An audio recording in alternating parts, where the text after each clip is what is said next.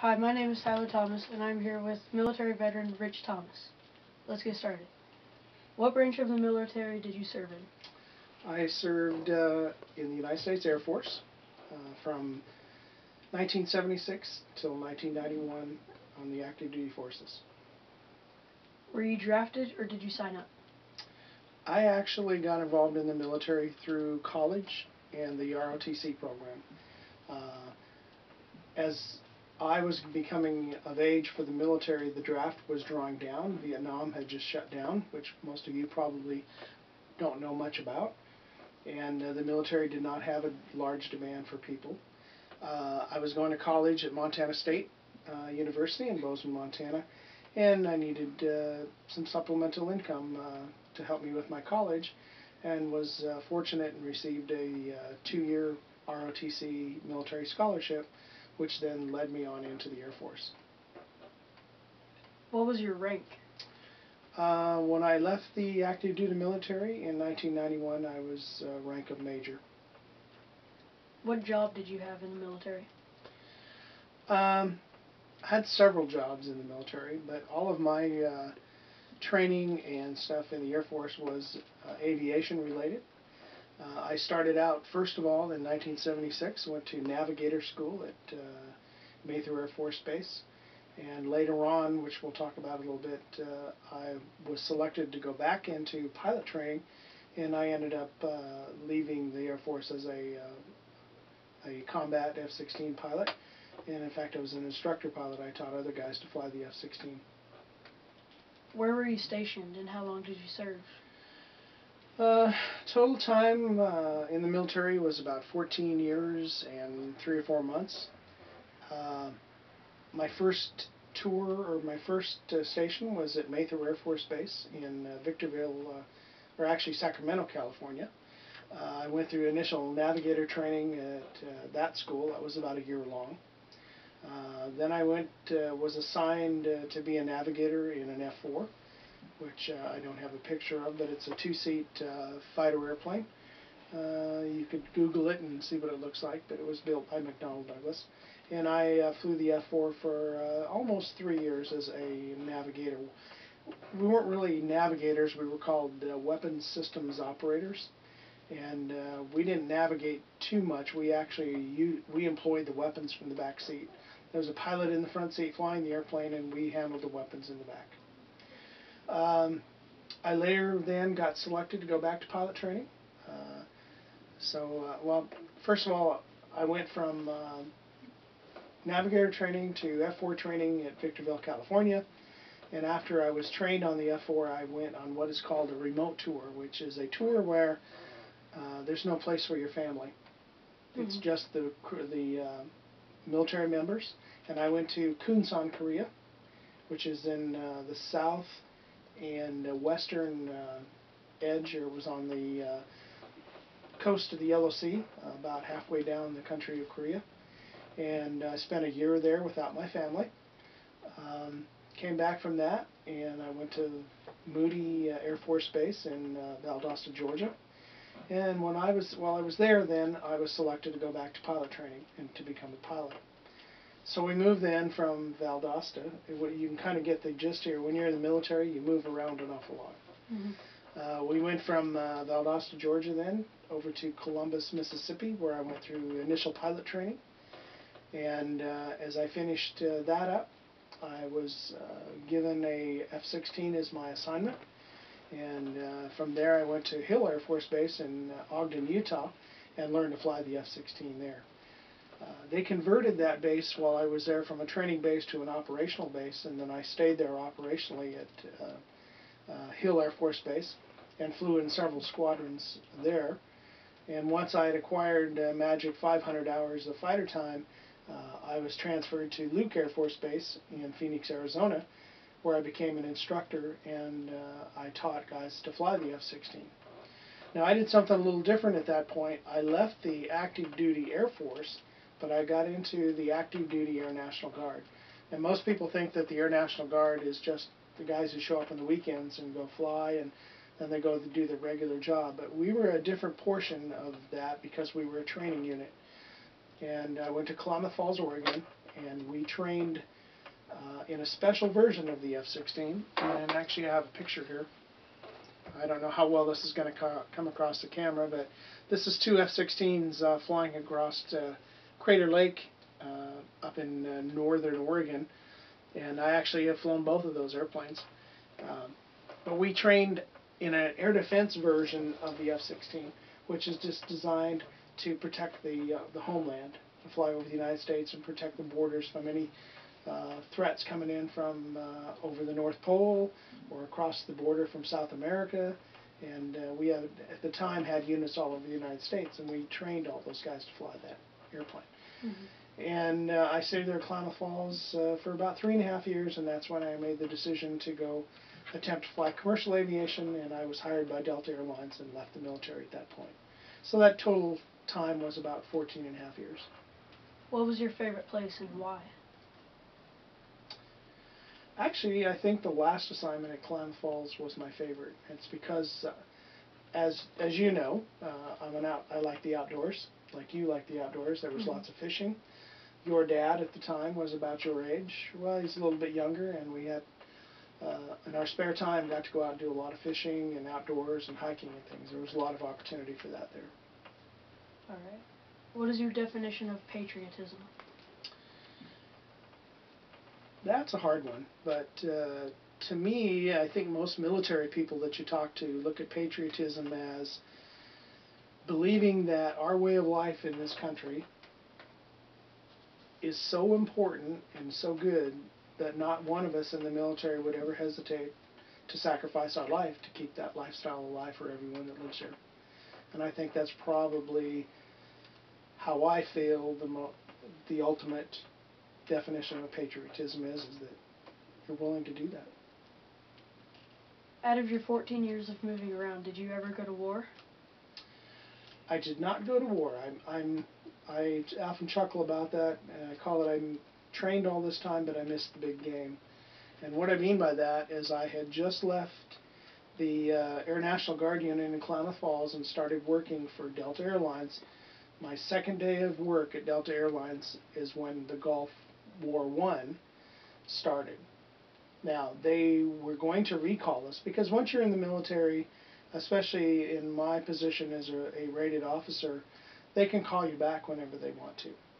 Mm-hmm. And they actually started to recall me, and then the war was going, Gulf War I was going much better than they thought it was going to go. So they didn't need reinforcements. They didn't need people to fly extra airplanes over there, and they stopped the recall about 5 days into the war. They stopped calling us in. So no, I didn't get to go to war as a military individual, but I did spend a year in Tikrit, Iraq, from 2010 to 2011 as a civilian subcontractor, and I was actually in a war zone working for the United States Army. What personal stories or experiences can you share that happened to you or someone close to you? I have all kinds of stories, military related. Is that what you're asking? Mm-hmm. Lots of stories once we get going.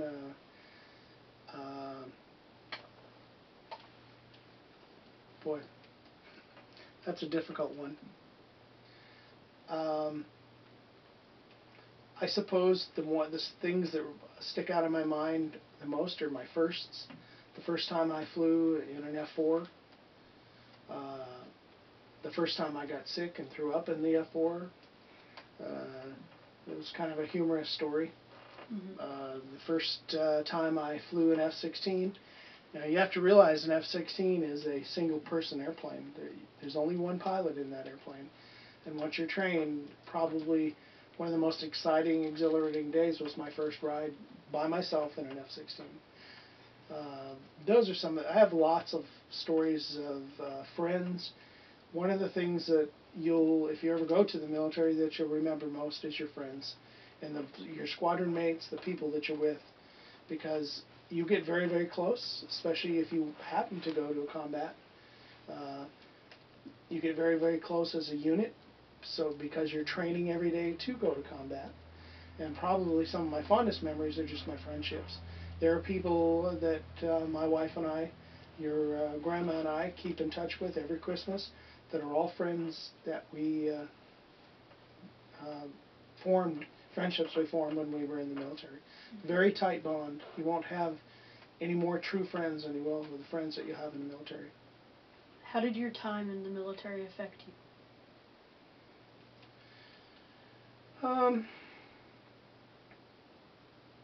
I think what you get the most, the time in the military affects you in discipline, self-discipline, manners for other people, respect for others, because you're trained and you do that kind of thing every day. You respect your peers, you respect your superiors, you respect your subordinates. I can't say that I had experiences that were life-changing in the military. I was, like I said, I was not in combat. I didn't lose any close friends in combat. I lost some close friends in aircraft accidents. Mm-hmm. You have to look at that I was still in the middle edge of the development of airplanes. An F-4 is an old airplane, old technology. The F-16 was leading technology.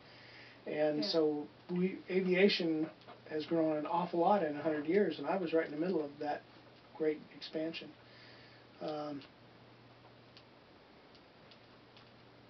I suppose one of the other things that I learned an awful lot that I think is missing in youth today is, I'll call it attention to detail. Making sure that you take the time to make, if you're assigned an assignment, or you're assigned a job, or you're assigned a task, taking the time to make sure every detail of what's required to complete that task is completed. We called it in the military attention to detail. I don't think a lot of times our youth takes the time that they need to make sure that stuff gets done. That's probably one of the biggest things that I'll take away from the military is the ability to look at a project and think of it in all different directions and know that I've considered just about everything that there is about that project to get it done. Mm-hmm. That's a hard question. Open-ended. During your service, can you remember any times you were afraid? I don't.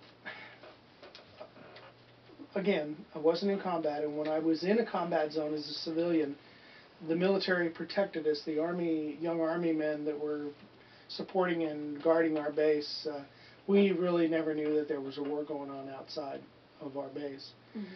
We did, what I do right now today is I train individuals to fly unmanned aircraft for surveillance purposes. We fly with a special camera. We go out and look around and see what the enemy's doing. But where I was on the base, I never felt scared, if you will. We were well protected. Now, I have a couple instances in the military where I was scared for a few moments, and if you do aviation, you fly airplanes, throughout as many years as I have, which has been well over 30 years of flying airplanes, you're going to have times when you're going to be frightened for a few minutes. The two that stick out in my mind the most were very close. I almost hit another airplane 2 different times. Mm-hmm. I was fighting an F-18 one day, and it's hard to explain or show to you without getting my hands out, which I won't do for you here, but we both passed probably 50 feet apart, canopy to canopy, and we separated away from each other so that we could get more speed and energy and turn around and come back. And we both did that. We both turned around and came back, but both of us lost sight. We didn't see the other guy. And instead of doing what we're trained to do in that case, because it was training, not real combat, we should have done what we call as a knock it off, and that's where you stop and you turn away. We both continue to press the fight. When I finally now realize we're both probably doing 600 miles an hour or greater, heading at each other, so that's a closing velocity of about 1,500 to possibly 2,000 miles an hour. We're coming at each other. Mm-hmm. And when I saw the F-18, we were so close that my body, he went underneath of me. I didn't even have time to think about it. I jerked my feet up off the floor of the airplane because I thought he was going to hit the bottom. We were so close that the air that were moving around us jumbled both airplanes. We probably passed within about 10 feet of each other or less. at 2,000 miles an hour closure rate. That one scared me. That sounds pretty scary. It was for that instant. Needless to say, neither one of us wanted to fight anymore. Mm-hmm. I just kept on going, and he just kept on going, and we never saw each other again. And unfortunately, we didn't get a chance to talk about it because he was flying out of a base in Yuma, Arizona, and I was flying out of Phoenix, Arizona for Luke Air Force Base. So we never got a chance to talk about the mistakes we'd made and why we should have knocked it off in that. But that was one time that I got pretty scared. One other time I remember is in the F4 as a backseater. When you're doing combat missions, and at the time we were, I don't know if you've heard about it, I'm sure some of the other kids were, we were flying in a red flag exercise. And what the Air Force does is they take all of their airplanes from different squadrons out to Nellis Air Force Base. They have a very large open airspace out there where we practice combat. And we have bad guys, and we have good guys, and we have targets, and we have to go in and attack. And we were, you always fight in a two-ship. You never go out by yourself, 2 airplanes. And we had gone into the target and had made our target run, dropped our bombs, and we were coming out. It's called egress. And the backseater, the navigator, the WISO, weapons systems officer, his job is to look, we call it check and six, is to look behind the airplanes and make sure that an enemy's not sneaking up on us with their airplane. Well, I was not the lead WISO, I was the wingman WISO, and I turned and looked a different direction for a little bit. And when I turned back in to look at our formation, because it was my job to tell my pilot where to fly to be in the right formation, I looked up and my flight lead, who happened to be my squadron commander, had turned and flown right over top of it, was coming right at us. And we're flying at about 540, again about 600 miles an hour across the ground. So things happen very, very fast. Mm-hmm. And we just happened to be going through a mountain pass, and I just started hollering, screaming at my front seater, take it down, take it down. And I remember looking up again because I tried to find the radio switch to tell my flight lead to take it up, to climb up, and I missed the switch. And I remember that the airplane is about 45 feet across, so it's not real big, but I couldn't see sky around the airplane. And I can remember being able to be so close I could count the rivets and see the rivets underneath. I can still see them on mine today. That one we probably came within a foot or two of hitting each other. As we went through the mountain pass, though, my front seater trusted me. He just pushed the airplane full forward, and we dove. Unfortunately, it was a long way down the mountain. We got away, and then we recovered back up and got back in formation and flew on out, and off we went. And we were back the next day. But those are probably the 2 things that stick out in my mind that I was most scared, most afraid.